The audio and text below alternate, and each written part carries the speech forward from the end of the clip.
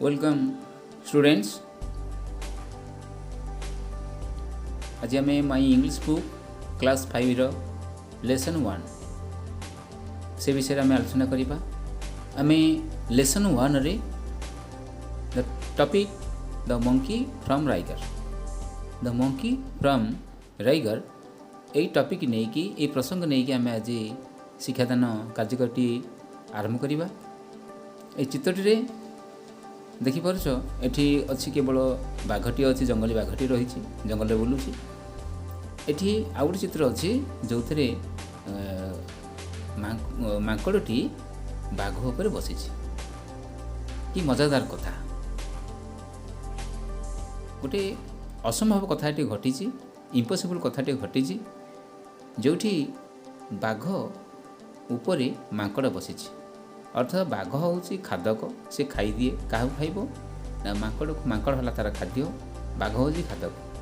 किंतु जी जहाँ को खाए सी पुणी खादक उपर बसी।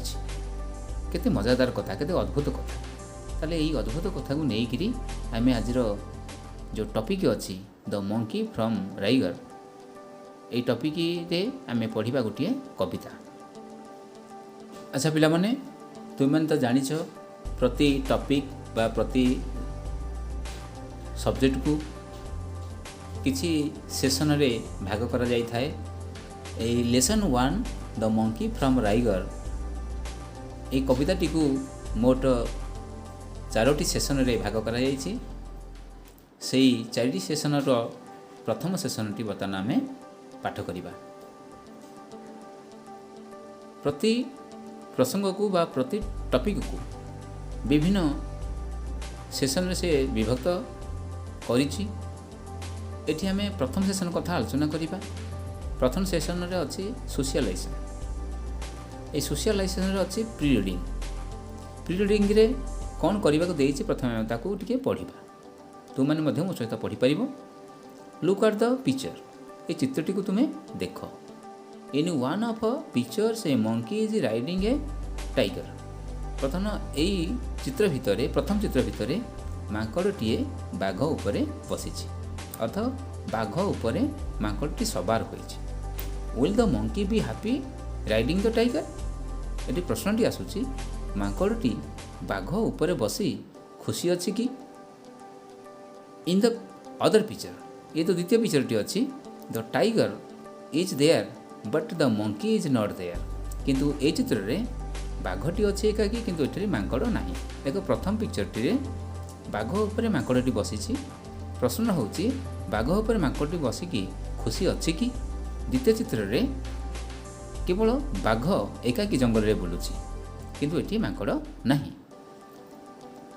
व्हेयर डिड द मंकी गो? ताले ए द्वितीय चित्र रे मांकड़टी कुआड़ गला। मंकी अर्थ मांकड़। तेणु मंकी बा माकड़ ये द्वितीय चित्र कुआड़ गला। प्रथम चित्र रे बाघ उपरे बुलुथिला बेले द्वितीय चित्र रे से बाघ उपरे नाही, बाघ एकुटिया रही। ताले एठु माकड़ कुआड़े गला। Let's read the poem and enjoy it. बर्तमान ये जो कविताटी आम पाखे रही से कविताटी आम पढ़ा, तापर तार मजा नवा। से कविता पढ़ला परे आम जानिबा जे प्रथम चित्र रे बाघ उपर जो माकड़टी बसी ता खुशी थिला कि भयरे थिला, से विषयटा आम द्वितीय पिक्चर रे बा द्वितीय चित्र रे आम देखि परिबा, कारण रे बाघटी एकुटिया रही। अच्छा पिला माने, बर्तमान से सोशलाइजेशन रो द्वितीय भाग होची व्हाइल रीडिंग। जेते बेला आम पढ़िबा, से पढ़िबा समय आम कौन कौन बुझिले से विषय आम टिके ध्यान देबा। बर्तमान आम ए टेक्स्ट अर्थात ए कविताटी को आम पढ़िबा। There was a monkey from Raigar. There was a monkey from Raigar who rode on a tiger. They returned from the ride with the monkey in sight, and the smile on the face of the tiger. There was a monkey from Raigar. पिला माने मु प्रथमे पढ़ीदेली, पुणी आउ थे पढ़ुची, तुम मैंने मो सहित पढ़ी पार। तापर यार अर्थ आम बुझा। There was a monkey from राइगर who rode on a tiger. They returned from the ride with the monkey inside and the smile on the face of the tiger.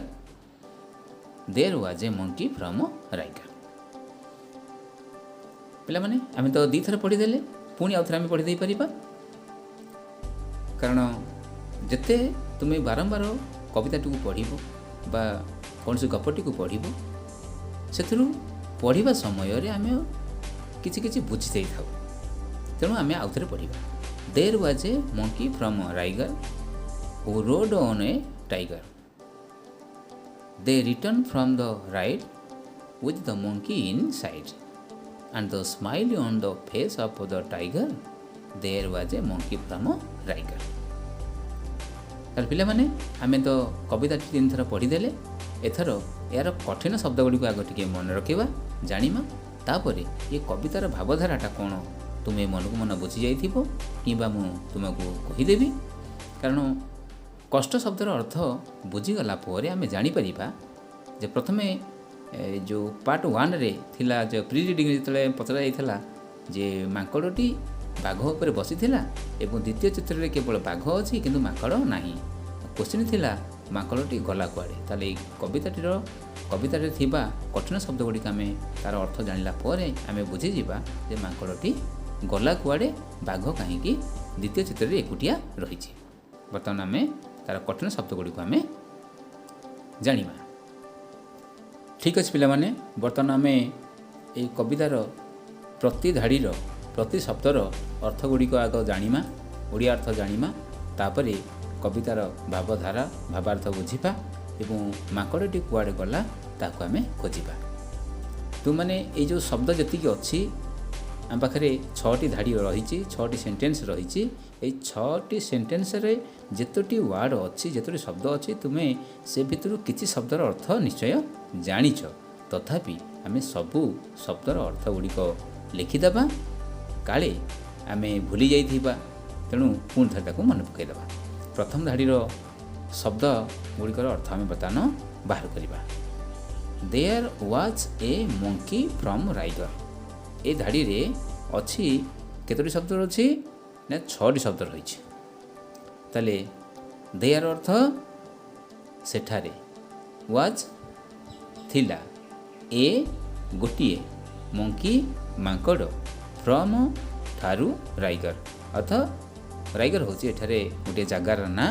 କିମ୍ବା ତୁମେ ମଧ୍ୟ ଏହାକୁ ଆଉ ଗୋଟିଏ ଶବ୍ଦ ତୁମେ ଜାଣିପାରିବ, କାରଣ ଯଦି ଡିକ୍ସନାରୀ ତାକୁ ଖୋଜିବ ଏହାର ଅର୍ଥ କିଛି ନାହିଁ। ଇଏ ମଧ୍ୟ ଟାଇଗରର ଏକ ରାଇମିଂ ୱାର୍ଡ଼, ଅର୍ଥ କବିତାରେ ବ୍ୟବହାର ହେଉଥିବା ଗୋଟେ ସମଚାରିତ ଶବ୍ଦ। Tiger Riger, tiger Riger, Riger tiger. ତେଣୁ ଇଏ ରାଇଗରକୁ ତୁମେ ଗୋଟେ ରାଇମିଂ ୱାର୍ଡ଼ ନେଇପାରିବ କିମ୍ବା ଗୋଟିଏ ଜାଗାର ନାଁ ମଧ୍ୟ ତୁମେ ନେଇପାରିବ। ଠିକ୍ ଅଛି, ପ୍ରଥମ ଧାଡ଼ିର ଅର୍ଥ ଆମେ ବୁଝିଦେଲେ। ଦେୟାର ସେଠାରେ, ୱାଜ୍ ଥିଲା, ଏ ଗୋଟିଏ, ମଙ୍କି ମାଙ୍କଡ଼, ଫ୍ରମ୍ ହେଲା ଠାରୁ, ରାଇଗର ହେଲା ଗୋଟିଏ ଜାଗା କିମ୍ବା ଗୋଟିଏ ରାଇମିଂ ୱାର୍ଡ଼।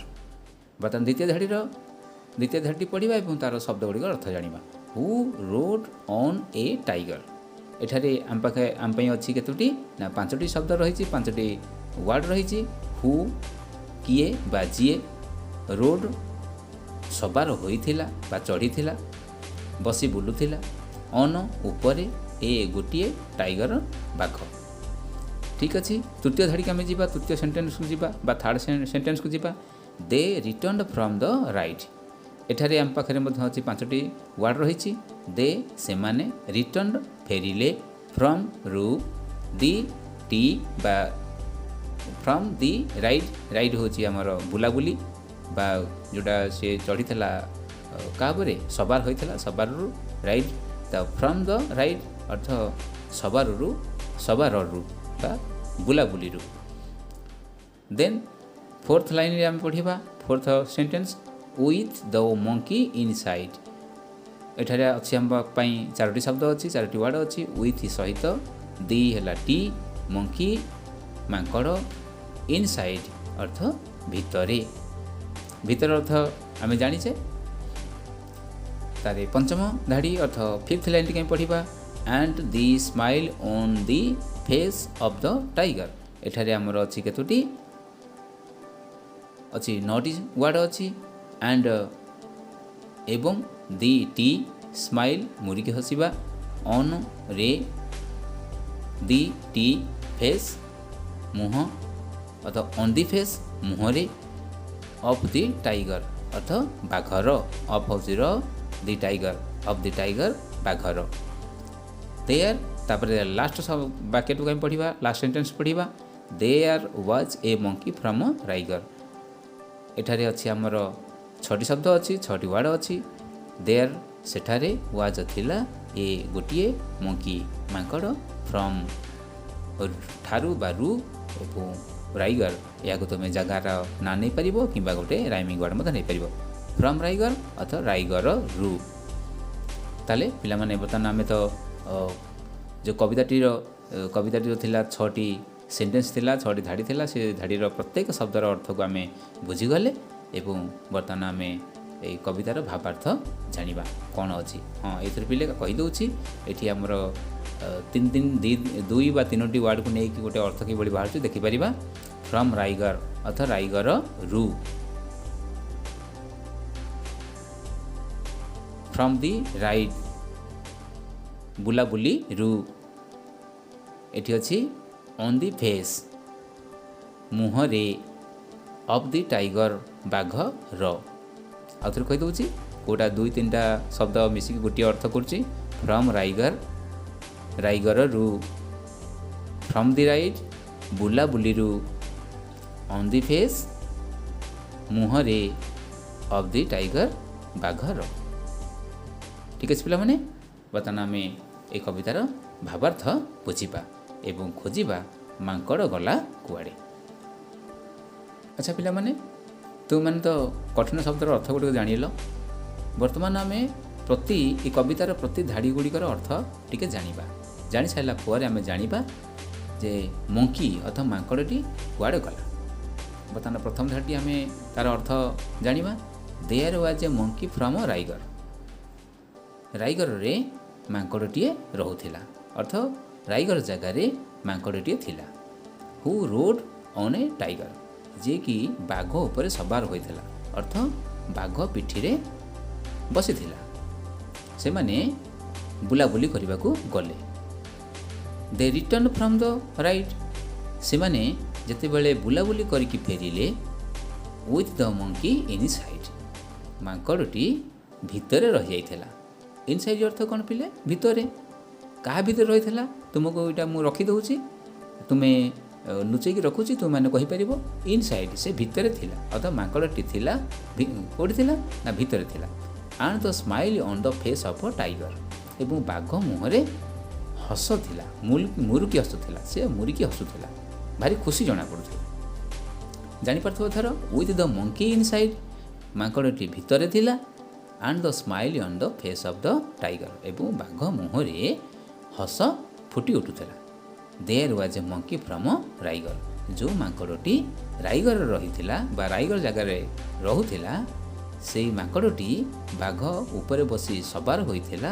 ଏବଂ ବାଘ ଆଉ ମାଙ୍କଡ଼ 2 ଜଣ ବୁଲାବୁଲି କରିବାକୁ ଯାଇଥିଲେ।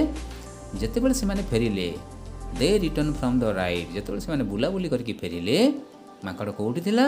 ୱିଥ୍ ଦ ମଙ୍କି ଇନସାଇଡ୍, ମାଙ୍କଡ଼ ଭିତରେ ଥିଲା, ଅର୍ଥ କେଉଁଠି ଥିଲା? କେଉଁ ଭିତରେ ନା ବାଘର ପେଟ ଭିତରେ ଥିଲା। ବାଘ ତାକୁ ଖାଇ ଦେଇଥିଲା। ତେଣୁକରି the smile on the face of a tiger, ବାଘ ମୁହଁରେ ତାହା ଖୁସି ଥିଲା। There was a monkey from Riger, ଯେଉଁ ମାଙ୍କଡ଼ଟି ରାଇଗରରେ ରହୁଥିଲା। ତାହେଲେ ପିଲାମାନେ ତୁମେ ଜାଣିପାରୁଛ, ଯେତେବେଳେ ବାଘ ଉପରେ ମାଙ୍କଡ଼ଟି ବସିଥିଲା, ସେତେବେଳେ ମାଙ୍କଡ଼ କ'ଣ କରିଥିବ ନା ଭାରି ଖୁସିରେ ଥିବ, ନିଶ୍ଚିତ ଖୁସିରେ ଥିଲା। ସିଏ ବିଶ୍ୱାସ କରିପାରିଲା ନାହିଁ ଯେ ମାଙ୍କଡ଼ ସାଥିରେ ବାଘ ଏଭଳି କାମ କରିଦେଇପାରିବ, ଅର୍ଥ ବାଘ ମାଙ୍କଡ଼କୁ ଖାଇଦେବ। କାରଣ ବାଘ ଯେତେବେଳେ ତାକୁ କହିଲା, ହେ ମାଙ୍କଡ଼ ତୁ ଆସେ ମୋ ପିଠି ଉପରେ ବସେ, ବର୍ତ୍ତମାନ ଆମେ ଜଙ୍ଗଲ ବୁଲିବା, ସେତେବେଳେ ମାଙ୍କଡ଼ଟି ବିଶ୍ୱାସ କରି ବାଘ ପିଠିରେ ବସି ପଡ଼ିଥିଲା। ବାଘ ତାକୁ ଘୋର ଜଙ୍ଗଲ ଭିତରକୁ ନେଇଗଲା ଏବଂ ସେଠାରେ ସେ ତାକୁ ମାରି ଖାଇଦେଲା। ତେଣୁ ଏଇଠି ଲେଖାଯାଇଛି they return from the ride, ଯେତେବେଳେ ସେମାନେ ବୁଲାବୁଲିରୁ ଫେରିଲେ। ୱିଥ୍ ଦ ମଙ୍କି ଇନସାଇଡ୍, ମାଙ୍କଡ଼ଟି ବାଘ ପେଟ ଭିତରେ ଥିଲା, ଅର୍ଥ ବାଘ ତାକୁ ଖାଇ ଦେଇଥିଲା। And the smile on the face of a tiger, ସେଥିପାଇଁ ଟାଇଗର ମୁହଁରେ ବାଘ ମୁହଁରେ ମୁରୁକି ହସ ଥିଲା, ହସ ଫୁଟି ଉଠୁଥିଲା। There was a monkey from Riger. ଯେଉଁ ମାଙ୍କଡ଼ଟି ରାଇଗର ଅର୍ଥାତ୍ ରାଇଗର ହେଉଛି ଗୋଟିଏ ସ୍ଥାନର ନାଁ। ସେ ରାଇଗର ଜାଗାରେ ସିଏ ରହୁଥିଲା ଏ ମାଙ୍କଡ଼ଟି। Who rode on a tiger, ଯିଏକି ବାଘ ପିଠିରେ ବସିଥିଲା ବା ବାଘ ଉପରେ ସବାର ହୋଇଥିଲା। There was a monkey from Riger. ଯେଉଁ ମାଙ୍କଡ଼ଟି ରାଇଗର ଜାଗାରେ ରହୁଥିଲା। ଯେଭଳି ଆମେ ଆମ ଗାଁରେ ରହୁଛେ, ଆମ ଗାଁର ଗୋଟେ ନିର୍ଦ୍ଦିଷ୍ଟ ନାଁ ରହିଛି, ସେହିଭଳି ଏହି ରାଇଗର ଗୋଟିଏ ଜାଗା, ଯେଉଁ ରାଇଗର ଜାଗାରେ ମାଙ୍କଡ଼ଟି ରହୁଥିଲା। ହୁ ରୋଡ୍ ଅନ୍ ଏ ଟାଇଗର, ଯିଏକି ବାଘ ପିଠି ଉପରେ ବସିଥିଲା। ଦେ ରିଟର୍ନ ଫ୍ରମ୍ ଦ ରାଇଡ୍, ସେମାନେ ଯେତେବେଳେ ବୁଲାବୁଲି କରିକି ଫେରିଲେ। ୱିଥ୍ ଦ ମଙ୍କି ଇନସାଇଡ୍, ମାଙ୍କଡ଼ଟି ବାଘ ପେଟ ଭିତରେ ରହିଥିଲା, ଅର୍ଥ ସେ ତାକୁ ଖାଇ ଦେଇଥିଲା। And the smile on the face of tiger, ଏବଂ ବାଘ ମୁହଁରେ ଯେତେବେଳେ ବାଘ ଫେରିଲା, ଏକୁଟିଆ ଫେରିଲା, କବି ଦେଖିଲେ ଯେ ବାଘ ମୁହଁରେ ଆଜି ଖୁବ୍ ହସ ଅଛି। କାରଣ ୱିଥ୍ ଦ ମଙ୍କି ଇନସାଇଡ୍, ମାଙ୍କଡ଼ ବାଘ ପେଟ ଭିତରେ ଥିଲା, ଅର୍ଥ ମାଙ୍କଡ଼କୁ ବାଘ ଖାଇ ଦେଇଥିଲା। There was a monkey from Riger, ଯେଉଁ ମାଙ୍କଡ଼ଟି ରାଇଗର ଜାଗାରେ ରହୁଥିଲା।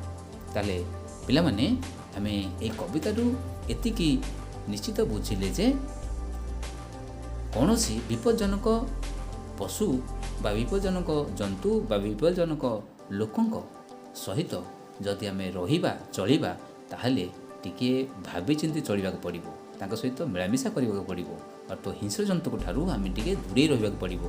କାରଣ ମାଙ୍କଡ଼ଟିକୁ ବାଘଟି ଅତି ସହଜ ଭାବରେ ବୁଝେଇ ଦେଲା ଯେ ମୁଁ ତୋତେ ଖାଇବିନି, ବର୍ତ୍ତମାନ ତୁ ମୋ ପିଠି ଉପରେ ବସେ, ତୋତେ ମୁଁ ଜଙ୍ଗଲ ବୁଲେଇ ଦେଇକି ଆଣିବି। କିନ୍ତୁ ସେଇ କଥା ବାଘ କଥାରେ ମାଙ୍କଡ଼ ବିଶ୍ୱାସ କରିଗଲା ଏବଂ ମାଙ୍କଡ଼ ବାଘ ପିଠି ଉପରେ ବସିଲା। ତା ଫଳସ୍ୱରୂପ କ'ଣ ହେଲା ନା, ଯେତେବେଳେ କବି ଦେଖୁଥିଲେ ଯେ ବାଘ ପିଠିରେ ମାଙ୍କଡ଼ ବସିକି ଜଙ୍ଗଲକୁ ଯାଉଛି, ସେଠି ଡରିଥିଲେ ଯେ ମାଙ୍କଡ଼ ସହିତ କିଛି ନା କିଛି ଦୁର୍ଘଟଣା ଘଟିବ। ଏବଂ ସତ ହେଲା, ଦୁର୍ଘଟଣାଟି ଘଟିଲା। ବାଘ ଆଉ ମାଙ୍କଡ଼ ଏକା ହୋଇ ସାଥୀ ହୋଇ ଜଙ୍ଗଲ ଭିତରକୁ ଯାଇଥିଲେ। ପୁଣି ଯେତେବେଳେ ବାଘ ଫେରି ଆସିଲା କବିଙ୍କ ସାମ୍ନାକୁ, ଦେଖିଲେ ବାଘ ଏକୁଟିଆ ଆସିଛି ଏବଂ ବାଘର ପେଟଟି ଫୁଲି ଯାଇଛି ଏବଂ ବାଘ ମୁହଁରେ ହସ ଅଛି। ସେ ବୁଝିଗଲେ ଯେ ମାଙ୍କଡ଼ଟି ନିଶ୍ଚିତ ଭାବରେ ବାଘ ପେଟ ଭିତରେ ରହିଛି, ଅର୍ଥାତ ବାଘ ମାଙ୍କଡ଼କୁ ଖାଇ ଦେଇଛି। ସେଥିପାଇଁ ଏ ଧାଡ଼ିଟି ଲେଖା ହେଇଛି, ଦ ମଙ୍କି ଇନସାଇଡ୍, ମଙ୍କି ଭିତରେ ଥିଲା, ଅର୍ଥ ବାଘ ପେଟ ଭିତରେ ଥିଲା। ଏଣୁ ଆମକୁ ଟିକେ ସତର୍କ ହେବାକୁ ପଡ଼ିବ ପିଲେ। ଯେଉଁଠି ଆମ ପାଖରେ ଆମ ସମ୍ମୁଖରେ ହିଂସ୍ର ଜନ୍ତୁ ଅଛନ୍ତି ବା ଖରାପ ଲୋକ ବି ଅଛନ୍ତି, ସେମାନଙ୍କ ଠାରୁ ଆମେ ଟିକେ ଦୂରେଇ ରହିବା। ଯଦି ବା ସେମାନଙ୍କ ସାଥିରେ ଆମେ ଚଳୁଛେ ବା ଚଳିବାକୁ ହେବ, ତଥାପି ଆମକୁ ଟିକେ ସତର୍କ ରହିବାକୁ ପଡ଼ିବ। ନଚେତ ଏହି ମାଙ୍କଡ଼ ଭଳି ଆମକୁ ଦିନେ ଏଭଳି ଦୁର୍ଘଟଣାର ସମ୍ମୁଖୀନ ହେବାକୁ ପଡ଼ିପାରେ। ତେଣୁ ଆମକୁ ଟିକେ ସତର୍କ ହେବାକୁ ପଡ଼ିବ। ତାହେଲେ ପିଲାମାନେ, ତୁମମାନେ ଯେଉଁ କବିତାଟି ଆମେ ପଢ଼ିଲେ, କବିତାଟି ଥିଲା ଦ ମଙ୍କି ଫ୍ରମ୍ ରାଇଗର। ନିଶ୍ଚିତ ଭାବରେ ତୁମମାନେ ବୁଝିପାରିଥିବ। ଏବଂ ଯେଉଁ ଚିତ୍ରଟି ତୁମକୁ ପ୍ରଥମ ଚିତ୍ର ଦେଖାଯାଇଥିଲା, ବାଘ ଉପରେ ମାଙ୍କଡ଼ଟି ବସିଥିଲା ଏବଂ ଦ୍ୱିତୀୟ ଚିତ୍ରରେ ବାଘ ଏକା ଥିଲା। ଏଥିରୁ ଆମେ ଜାଣିପାରିଲେ, ତୁମକୁ ପ୍ରଥମେ ପ୍ରଶ୍ନ କରିଥିଲି ଯେ କେବେ କ'ଣ ସମ୍ଭବ ଯେ ବାଘ ଉପରେ ମାଙ୍କଡ଼ କେବେ ବସିପାରିବ ବା ବାଘ ମାଙ୍କଡ଼ କେବେ ସାଥୀ ହୋଇପାରିବେ? ନା, ସେମାନେ, କାରଣ ବାଘ ହେଉଛି ଖାଦକ, ମାଙ୍କଡ଼ ହେଉଛି ଖାଦ୍ୟ। ଅଥଚ ଯିଏ ଖାଏ ସିଏ ହେଉଛି ଖାଦକ, ଯାହାକୁ ଖିଆଯାଏ ସିଏ ହେଉଛି ଖାଦ୍ୟ। ମଙ୍କି ହେଉଛି ଏଠି ଫୁଡ୍, ଖାଦ୍ୟ, ଏବଂ ବାଘ ହେଉଛି ଖାଦକ। ତେଣୁକରି ଖାଦକ ଏକାଠି ରହିବା ଖୁବ୍ କମ୍ ଦେଖାଯାଏ, ଖୁବ୍ କମ୍ ଦେଖାଯାଏ। କାରଣ ଆମେ ରଖିଛେ ଘରମାନଙ୍କ ଯେଉଁ ପଶୁ ପାଳିଛେ, ଏଠି ବିଲେଇ ଅଛନ୍ତି, ଆମେ ପାଳିଥାଉ ମୂଷା ମଧ୍ୟ ରଖୁଛେ। ତେଣୁ ବିଲେଇ ମୂଷାକୁ ଖାଏ ନାହିଁ, କାରଣ ଆମେ ସେଠି ପାଳିକି ରଖିଛେ, ସେମାନଙ୍କୁ କିଛି ନୀତି ନିୟମ ଶିଖେଇଛେ। ତେଣୁ ସେଠି ପୋଷା ଧଳା ମୂଷା ଆମେ ଘରମାନେ ପାଳୁଛେ, ତେଣୁ ଧଳା ମୂଷାକୁ ବିଲେଇ ଖାଇବ ନାହିଁ। କିନ୍ତୁ ଏହା ସବୁବେଳେ ସମ୍ଭବ ନୁହେଁ, କାରଣ ବାଘ ହେଉଛି ହିଂସ୍ର ଜନ୍ତୁ, ସେ ଜଙ୍ଗଲୀ ଜନ୍ତୁ। ମାଙ୍କଡ଼ ଟିକିଏ ବୋକା ରହିଗଲା, ତେଣୁ ଖୁସି ହୋଇ ବାଘ ଉପରେ ବସି ପଡ଼ିଲା। ବାଘ ତା'ର ସରଳତାର ସୁଯୋଗ ନେଇ ମାଙ୍କଡ଼ଟିକୁ ଖାଇଦେଲା। ତାହେଲେ ପିଲାମାନେ, ଆମେ ନିଶ୍ଚିତ ଭାବରେ ମନେ ରଖିବା ଯେ ଯେତେବେଳେ କୌଣସି ଏକ ବିପଜ୍ଜନକ ଜାଗାକୁ ଆମେ ଯାଉଛେ, प्रथमे आमे दुर्घटना घटिबो कि नाही ताकु टिके आमे चिंता करिबा। जदि आम पई ताहा अनुकूल हैला उपयुक्त हैला ताहाले आमे सेठारे रहिबा बा चलिबा। नचेत जदि आम पई विपद हबार संभावना जणा पडुची बा दुर्घटना घटिबार संभावना जणा पडुची ताहाले आमे सेठारु ओहरी आसीबा, से जगारु पळै आसीबा। ठीक अछि पिला माने आज जो लेसन 1 रे आम पढ़ी फोन विथ इंग्लिश एई आधार रे जो कविताटी आम पढ़ी द मंकी फ्रॉम राइगर निश्चित भाव तुमको मजा देथिबो एवं तुमको मध्य शिक्षा देथिबो। ताहले आज शिक्षादान कार्यक्रम के एठी रखिबा।